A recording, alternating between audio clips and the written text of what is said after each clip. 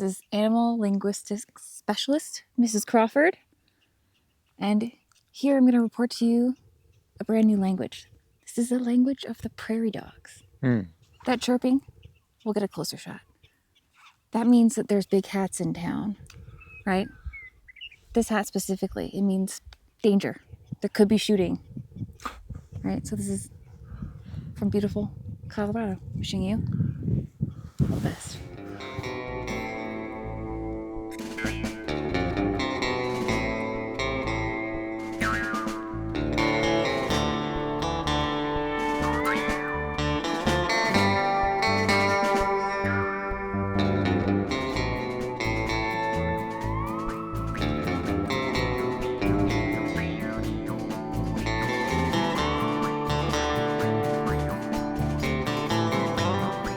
Prairie dog language, such as it is, pretty easily interpretable. This is definitely the sound of "watch out, everybody."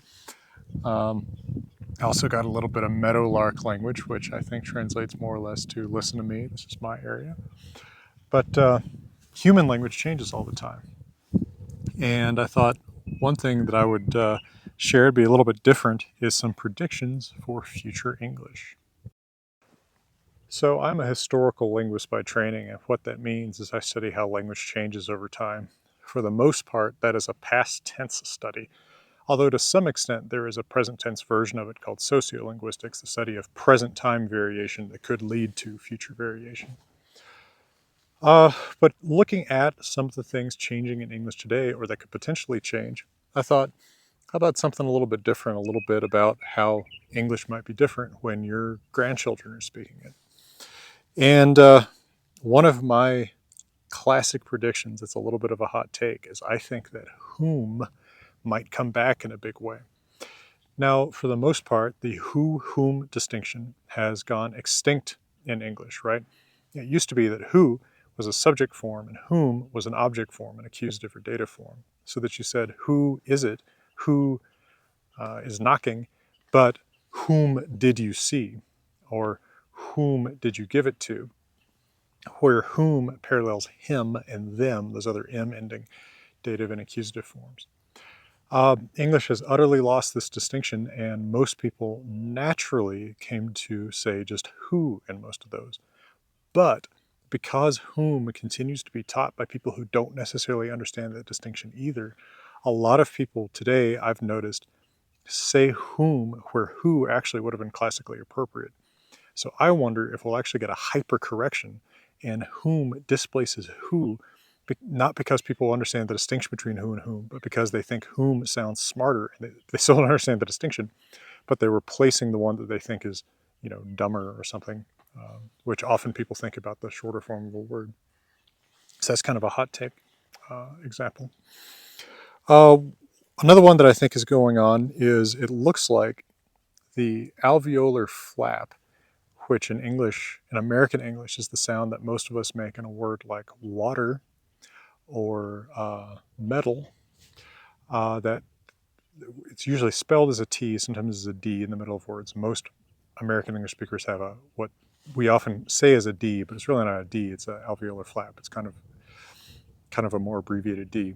I think that's getting replaced by the glottal stop that's more common in urban dialects of British English.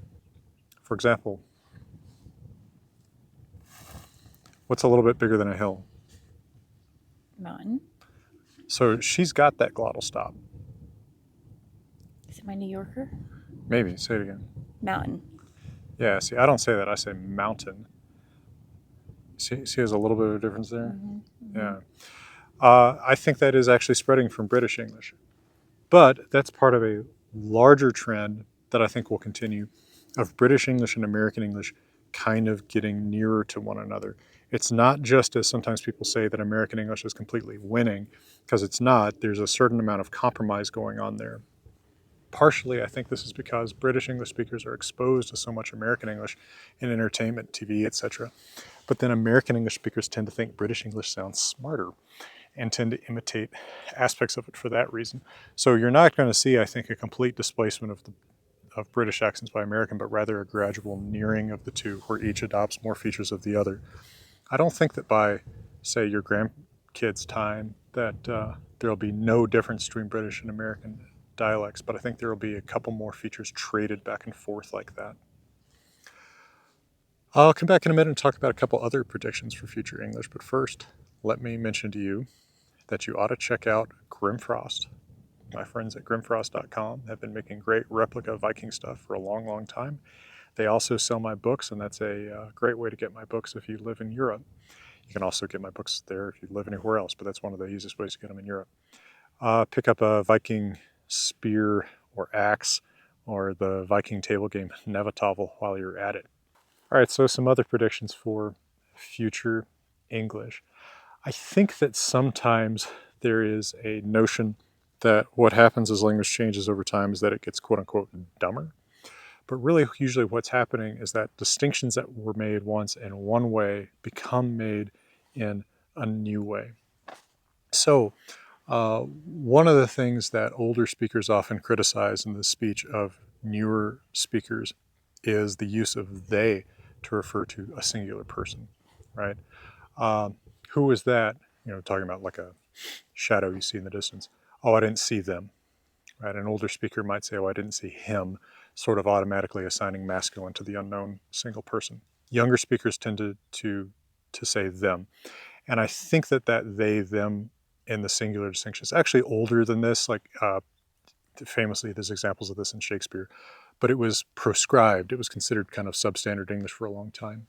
But I think what's happening here is that they and them have become not just a plural pronoun, but also an unspecified pronoun. It's almost like, to use a little bit of technical vocabulary for a moment, it's almost like a subjunctivity in a pronoun, right? It is saying I know nothing, right? It is actually it's not just plurality, but it's blankness as to the identity of the person. Saying I didn't see who he was rather than I didn't see who they were implies to younger speakers actually that you know that it was a man, right? So the language is it's not becoming less precise, it's becoming differently precise, with they and them actually communicating an important uncertainty. Another example of this is criticism by older generations of the way that younger generations, although this includes a lot of boomers, say like as a quotative, right? So they said, I'll come tomorrow. An equivalent way of saying that for a lot of people born in the mid-20th century and later is they were like, I'll come tomorrow. Now, that like as a quotative, as a way of saying they said, is not any less precise. It's weird. I don't actually fully understand the semantic evolution that the word like has taken from meaning body, corpse 1,000 years ago to meaning said today. But whatever that exact train that it's taken, it does pretty clearly mean for a lot of speakers say now.